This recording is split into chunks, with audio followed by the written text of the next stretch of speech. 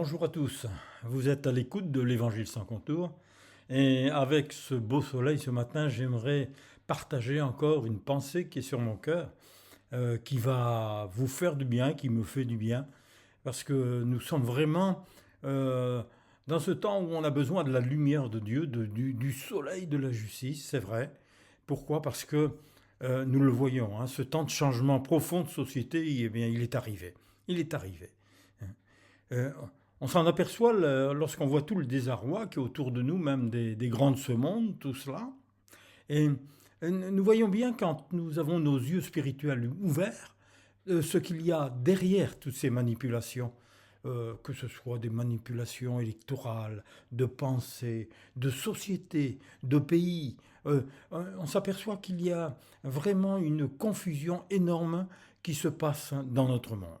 Pourquoi? Eh bien, tout simplement parce que, je vous le dirai encore, je le redirai encore, Satan, le prince de la puissance de l'air, celui qui est le maître de la communication, eh bien, il est en train de déployer toutes ses tactiques pour séduire au plus haut niveau les autorités, les dirigeants, les chercheurs, les scientifiques, les industriels, etc., etc. Pourquoi? Eh bien, parce qu'il veut pousser le monde dans cette course technologique sans fin et de recherche incessante, en leur faisant croire qu'il peut élever l'homme ou la femme au rang d'une connaissance sublime, celle d'être vous serez comme des dieux. Vous savez, rien n'a changé depuis l'origine avec Adam et Ève dans le jardin, lorsque le séducteur est venu. Eh bien, il leur a dit, il a dit à Ève, mais le jour où vous en mangerez ce fruit, eh bien, vous serez comme des dieux, vous aurez la vie éternelle. Et voyez-vous, ce qui se passe actuellement, c'est que beaucoup veulent rejeter l'intelligence divine, celle de Dieu, et la remplacer par une intelligence humaine ou artificielle. Et c'est le mensonge et une souffrance que l'homme ne peut imaginer et qu'il voit arriver. Dans Genèse 2, versets 16 et 17, il est écrit « L'Éternel Dieu donna cet ordre à l'homme. Tu pourras manger de tous les arbres du jardin, mais tu ne mangeras pas de l'arbre de la connaissance du bien et du mal. Car le jour où tu en mangeras, tu mourras. » Vous savez, toujours pareil, cette tactique qui revient toujours, que ce soit sur les ondes, que ce soit sur Internet, que ce soit dans les interviews, que ce soit dans les présentations, hein, il y a toujours quelque chose derrière comme cela pour aller vers, pour saisir une vie, je dirais, parce que l'homme ne veut pas être mortel, il veut continuer cette vie, il cherche, il cherche. Et le serpent lui a dit à la femme, à Ève, vous ne mourrez point, lorsque seulement Dieu sait bien que le jour où vous en mangerez, vos yeux s'ouvriront et vous serez comme Dieu, choisissant vous-même entre le bien et le mal. C'est vrai, un choix, le libre arbitre. Mais nous voyons là encore que cela fait partie de cette grande séduction qu'il nous faut discerner, parce que c'est un grand danger même pour l'Église de Jésus-Christ, même pour nous qui sommes croyants, ou vous qui êtes sur cette voie de recherche avec Dieu, eh bien, réfléchissez, arrêtez-vous et réfléchissez. Écoutez bien tout ce que je vous dis. Apocalypse 3, verset 10 nous dit « Lors de la tentation qui va venir sur le monde entier, sera faite pour éprouver les habitants de la terre. » Et Dieu dit longtemps avant, des siècles avant la venue de Jésus, dans Ésaïe chapitre 5, versets 20 et 21, « Malheur à ceux qui appellent le mal bien et le bien mal, qui changent les ténèbres en lumière et la lumière en ténèbres, qui changent l'amertume en douceur et la douceur en amertume. Malheur à ceux qui sont sages à leurs yeux et qui se croient intelligents. » Vous savez, cela nous interpelle. Nous interpelle. Pourquoi? Parce que l'homme est toujours dans sa recherche, c'est normal, il y a toujours une curiosité. Mais il y a une curiosité, je dirais, qui est bonne, qui est saine, celle de chercher Dieu, et une curiosité qui est malsaine, c'est-à-dire de mettre Dieu de côté et de chercher eh bien, ce que nous voulons entendre, qui nous fait plaisir, qui sont dans notre convoitise. Et Paul disait à Timothée, au chapitre 2 Timothée, chapitre 4, versets 3 et 5, « Car il viendra un temps où les hommes ne souffriront point la saine doctrine, mais où, désireux d'entendre des choses agréables, ils s'amasseront des docteurs selon leur convoitise. » Et malheureusement, écoutez bien, ils fermeront l'oreille à la vérité et ils se tourneront vers des fables. Mais toi qui écoutes, toi qui recherches, écoute bien, sois sobre en toutes choses. Et même si cela fait partie, supporte les souffrances. Et il dira aux chrétiens, fais l'œuvre d'un évangéliste. Au ministère, remplis bien ton ministère. Et oui, le Seigneur Jésus nous a prévenus des dangers de vouloir entendre seulement parler des choses agréables. Par ceux qui enseignent, vous avez vu, et selon leur convoitise. Pourquoi? Parce que c'est ce que l'homme veut être heureux, la femme veut être heureuse, mais ses besoins sont toujours charnels, dirigés sur cette terre. Pourquoi? Pour satisfaire leurs envies et laisser la place à des désirs trompeurs, nous dit. Jacques reprendra même chapitre 1, verset 2. Mes frères, regardez-vous comme un sujet de joie complète les diverses épreuves auxquelles vous pouvez être exposés. Vous savez, une séduction, c'est quelqu'un qui séduit. Même, il est écrit, même dans le dictionnaire, c'est presque comme une voix, comme un charme, comme quelque chose qui va enjoliver, qui va attirer la personne pour que les personnes s'attachent à celui qui va exercer la séduction. Et 1 Pierre, chapitre 4, versets 12 et 13 dit « Bien-aimés, ne soyez pas surpris comme d'une chose étrange ce qui vous arrive. » C'est-à-dire si on se moque de vous, qu'on rigole, quand on dit cet homme ou cette femme, ils sont hors de sens un peu. Hein. Et parfois même, il y a là des moments très très difficiles, comme de la fournaise qui est au milieu de vous, disait Pierre, pour vous éprouver. Mais là encore, la parole de Dieu nous dit, allez, écoutez, écoute. Réjouissez-vous, réjouis-toi, au contraire, de la part que vous avez aux souffrances de Christ, afin que vous soyez aussi dans la joie et dans l'allégresse lorsque sa gloire apparaîtra. N'oubliez pas que nous sommes dans ces temps, et au fond de mon cœur, j'y crois de plus en plus, où Jésus va venir bientôt chercher son Église. Et là, nous connaîtrons sa gloire. Hein. Là, ça sera fini, les pleurs, les souffrances, les moqueries, tout cela. Et au son de la trompette, les anges vont sonner. Et la parole de Dieu nous dit que les morts en Christ, tous ceux qui sont partis avant nous, les bien-aimés, nos bien-aimés, qui ont cru en Jésus-Christ, vont ressusciter pour partir. Et ils vont partir. Ils vont se réveiller de leur sommeil pour partir avec le Seigneur. En même temps que nous, c'est-à-dire ceux qui seront restés là, où nos corps seront transformés pour être toujours avec lui. Alors réjouissez-vous. Et puis, si vous avez des problèmes, des soucis, encore Pierre disait, chapitre 5, versets 7 à 10, « Déchargez-vous sur Dieu de tous vos soucis, car lui-même prend soin de vous. Soyez sobres, veillez. » Pourquoi? Parce que votre adversaire, le diable, rôde comme un lion rugissant, cherchant qu'il dévorera. Alors, résistez-lui avec une foi ferme, au nom de Jésus, sachant que les mêmes souffrances sont imposées à vos frères dans le monde entier. Certains sont persécutés, mais le Dieu de toute grâce qui vous a appelé en Jésus-Christ à sa gloire éternelle, après que vous aurez souffert un peu de temps, vous perfectionnera lui-même, vous affermira, vous fortifiera et vous rendra inébranlable. Alléluia. Alors, déchargez-vous sur lui de tous vos soucis. Vous savez, je me souviens de cette histoire avec un paysan qui était là avec sa charrette, hein, et puis il partait vers la ville, et puis il a vu une dame qui était sur le bord du chemin avec un gros fardeau, un gros sac sur les épaules, et puis encore un autre sac sur sa main. Et il s'est arrêté, il a dit « Mais montez donc, madame, je vais vous emmener là-bas au marché, là, vous allez où ?»« Oui, je vais au marché. » Et elle est montée dans cette charrette en bois. Et puis là, inconsciemment, elle a gardé ses sacs sur ses genoux. Sur ses genoux, alors qu'il y avait toute la place derrière pour mettre ces fardeaux qu'elle avait pour porter. Vous savez, quand Dieu nous dit « déchargez-vous sur lui de tous vos fardeaux », c'est-à-dire, c'est par le moyen de la foi. Il faut lâcher prise, il faut remettre la situation entre les mains du Seigneur, que ce soit des situations familiales, des situations personnelles de travail, des situations, je dirais, où dans le couple, mettez-les, déchargez-vous sur Jésus, laissez-le faire. Vous savez, il y a beaucoup de nœuds parfois dans notre vie, mais laissez le Saint-Esprit dénouer les lieux. C'est lui qui va dénouer ces nœuds et la corde redeviendra solide. Le seul moyen pour rester dans la victoire est de garder nos pensées en nous attachant aux paroles de Jésus. Il n'y a qu'une seule vérité qui sauve et qui secourt. Que peuvent dire les hommes, leurs moyens, leur direction?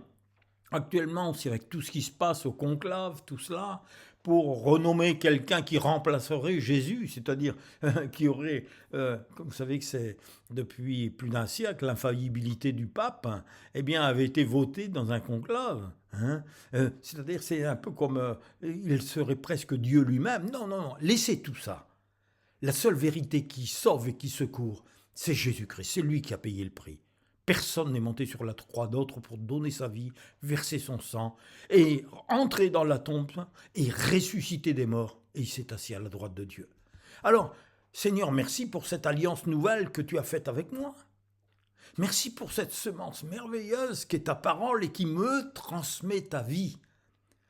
Merci pour cette liberté d'entrer dans ta présence, de t'écouter, de te comprendre, afin de porter ces merveilleux fruits de l'esprit.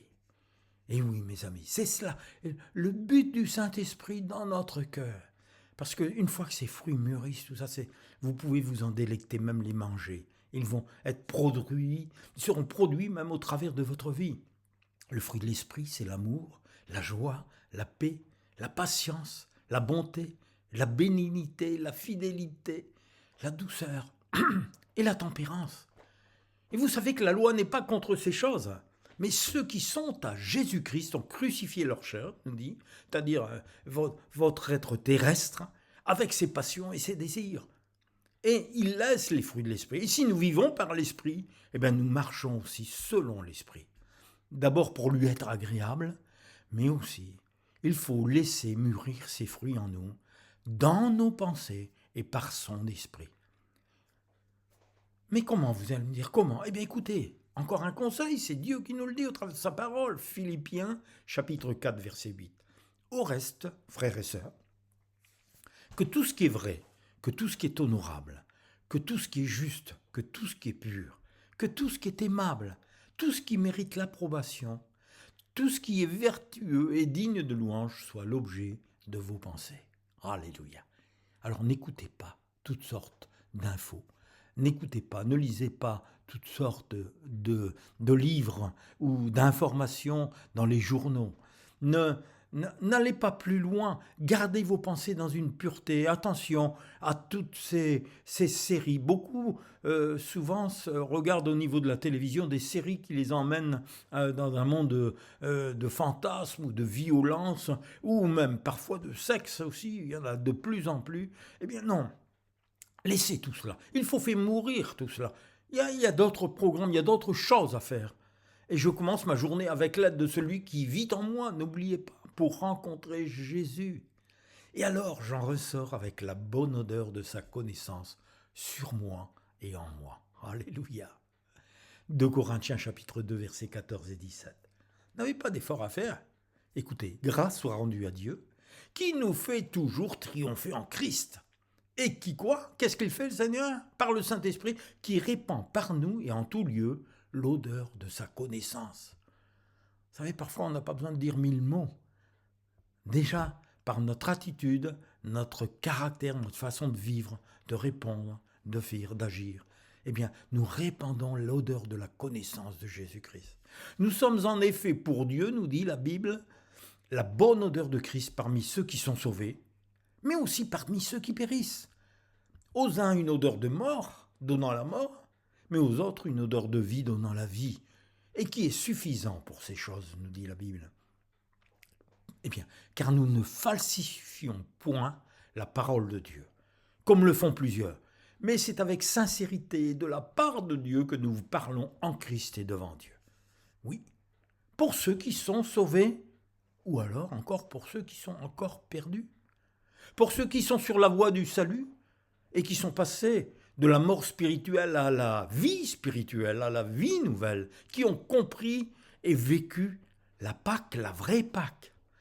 Exode, chapitre 12, verset 21.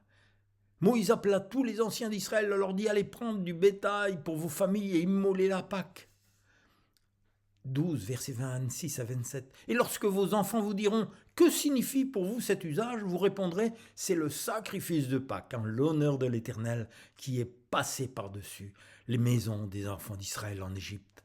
Lorsqu'il frappa l'Égypte et qu'il sauva nos maisons, et le peuple s'inclina et se prosterna. » Oui, mes amis, c'est comme cela, frères et sœurs, c'est cela. C'est la raison d'être, c'est le but de la parole de Dieu. Mais nous avons notre part à faire aussi. 1 Corinthiens chapitre 5 et verset 7, il dit « Faites disparaître le vieux levain afin que vous ne soyez une pâte nouvelle, puisque vous êtes sans levain, sans péché, car Christ, notre Pâque, a été immolé. » Mais je continue, mais pour ceux aussi qui sont encore sur la voie de la perdition, si vous n'avez pas accepté Christ, confessez Christ, acceptez Jésus comme sauveur, passez par les eaux du baptême, par obéissance à sa parole, et laissez l'Esprit de Christ habiter en vous, et vous êtes encore sur une voie de perdition. Mais vous pouvez sentir la bonne odeur, même au travers de mes paroles. C'est la bonne odeur de Jésus-Christ, et c'est cette odeur qui mène à la vie. Jean-Baptiste a dit de Jésus dans Jean chapitre 1 verset 29, il vit Jésus venant à lui et il dit « Voici l'agneau de Dieu qui ôte le péché du monde. » Et là encore, quand nous avons compris cela, nous avons la bonne odeur de Christ. Notre péché est enlevé. Nous avons une odeur de sanctification, c'est vrai, de sainteté. Pourquoi ? Parce que les choses anciennes sont passées, toutes choses sont en train de devenir nouvelles. Et là, partout nous allons. Colossiens 3,23 nous dit, mais même quel que soit votre travail, là où vous travaillez, que ce soit en tant que professeur dans une école, que ce soit dans une usine, que ce soit comme éducateur, que ce soit dans les milieux hospitaliers, quel que soit votre travail, si vous avez Christ, faites-le de tout votre cœur. Et cela par égard pour le Seigneur, et non par égard pour des hommes. Même si celui-ci est difficile, c'est vrai, que l'on soit ouvrier ou patron, même si notre situation familiale est, elle aussi, difficile à vivre. Quelle que soit la situation que nous vivons, prenons ce temps avec notre Seigneur Jésus, qui est doux et humble de cœur, et sa personne, son caractère, et sa puissance pénétrera en nous et nous gardera. Dieu se servira des moments que nous vivons pour faire connaître son Fils Jésus-Christ. Parfois même dans le silence, sans dire une parole, l'odeur de notre vie reçue par lui, telle une offrande d'odeur agréable et agréée par Dieu, portera ses fruits. Parfois, nous proclamerons Jésus par nos actions, parce que parfois, une action vaut mieux que 10 000 mots. Vivre avec le Saint-Esprit comme ami, c'est vivre l'Évangile qui devient vivant. C'est pourquoi, avant d'affronter les turbulences de la journée, passons ces moments de douceur, de mise à part avec Jésus, pour que le Saint-Esprit continue son œuvre de transformation en nous, par sa présence, afin d'en ressortir avec l'odeur, la bonne odeur de la connaissance de Jésus-Christ. Nous sommes pour Dieu la bonne odeur du Christ, pour ceux qui sont sur la voie du salut et pour ceux qui sont sur la voie de la persécution. La bonne odeur s'exhale du bois de la croix où Jésus fut cloué, crucifié, jusqu'à ce qu'il rende son esprit. C'est la manifestation du sacrifice suprême de Jésus, l'agneau de Dieu immolé, folie pour certains, mais puissance pour d'autres. 1 Corinthiens 1, 18. Car la prédication de la croix est une folie pour ceux qui périssent, mais pour nous qui sommes sauvés, alléluia, elle est une puissance de Dieu. C'est le seul sacrifice parfait agréé par Dieu par l'action du Saint-Esprit. Les yeux du pécheur retrouvent la vue et conduit ceux qui ouvrent leur cœur à découvrir Jésus, le Fils de Dieu. Ils découvrent qu'ils étaient sur la voie de la perdition, comme ce capitaine romain. Ses yeux peuvent s'ouvrir et proclamer. Vous savez, dans Matthieu 27, 54, il dit « Le capitaine romain et les soldats qui gardaient Jésus avec lui virent le tremblement de terre et tout ce qui arrivait. Ils eurent alors très peur et dirent « Il était vraiment le Fils de Dieu. » Paul, 1 Corinthiens, chapitre 15, verset 3-5. « Je vous ai enseigné avant tout, comme je l'avais aussi reçu, que Christ est mort pour nos péchés selon les Écritures, qu'il a été enseveli et qu'il est ressuscité le 3e jour selon les Écritures, et qu'il est apparu à Céphas puis aux 12. Merci Seigneur. C'est vrai, parfois il est difficile de porter sur nous ce parfum divin, de la présence vivante de Christ à cause des moqueries, des méchancetés, des injustices, des persécutions même qui peuvent arriver. Nous sommes comme livrés à la mort de notre moi. à cause de Jésus, afin que la vie de Jésus soit elle aussi manifestée dans notre existence journalière. Ainsi, la mort est à l'œuvre en nous, mais surtout la vraie vie de Christ vit, elle grandit, elle se manifeste en nous et se répand autour de nous. Alors n'oubliez jamais que nous ne sommes jamais seuls. Jean chapitre 14, versets 15 à 18, « Si vous m'aimez, vous obéirez à mes commandements. Je demanderai au Père de vous donner un autre consolateur pour vous venir en aide, afin qu'il soit toujours avec vous. C'est l'Esprit de vérité. Le monde ne peut pas le recevoir, parce qu'il ne peut ni le voir ni le connaître. Mais vous le connaissez, parce qu'il demeure avec vous, et qu'il sera toujours en vous. Je ne vous laisserai pas orphelin, je viendrai à vous. » La vraie vie, c'est Jésus en personne, vivant en nous, par la foi, vécu dans la communion avec la personne du Saint-Esprit. Et Galates, chapitre 4, versets 4 à 7, nous dit « Mais lorsque les temps ont été accomplis, Dieu a envoyé son Fils né d'une femme née sous la loi, afin qu'il rachetât tous ceux qui étaient sous la loi, afin que nous reçussions, écoutez bien, l'adoption de fils, de filles de Dieu. Et parce que vous êtes fils ou filles de Dieu, parce que Dieu a envoyé dans nos cœurs l'Esprit de son Fils, lequel crie « Abba, Père ». Ainsi tu n'es plus esclave, mais fils ou fille. Tu n'es plus un fils, tu es aussi l'héritier par la grâce de Dieu. 19, Luc 19, 10, « Car le Fils de l'homme est venu chercher et sauver ceux qui étaient perdus. » Mes amis, que cette bonne odeur de Jésus-Christ se répande autour de nous. C'est là que doit être notre priorité pour être agréable à notre Père céleste qui est dans les cieux. Jésus, par son amour, ce parfum sublime nous a attirés à lui. Il nous a pardonné, gracié, donné un cœur nouveau, une vie nouvelle. Il continue à faire la même chose autour de nous pour chercher à sauver ceux qui sont perdus, y compris dans notre propre famille. Soyez bénis et remplis de lui.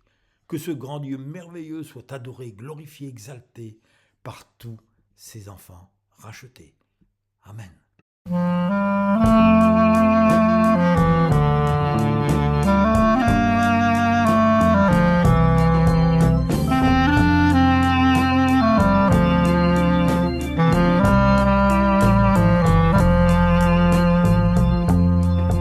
Quand je suis fatigué, quand je suis dégoûté, quand les amis me laissent, quand le soleil est parti, quand au loin l'orage gronde, quand je suis épuisé et que je ne vois que l'ombre dans mon cœur, je me dis, c'est un ami merveilleux qui me conduit dans la vie, qui est homme mais aussi Dieu et qui toujours me sourit. Et puis quand plus rien ne va, il met sa main dans ma main, il me guide dans ses voies et sans cesse il me soutient.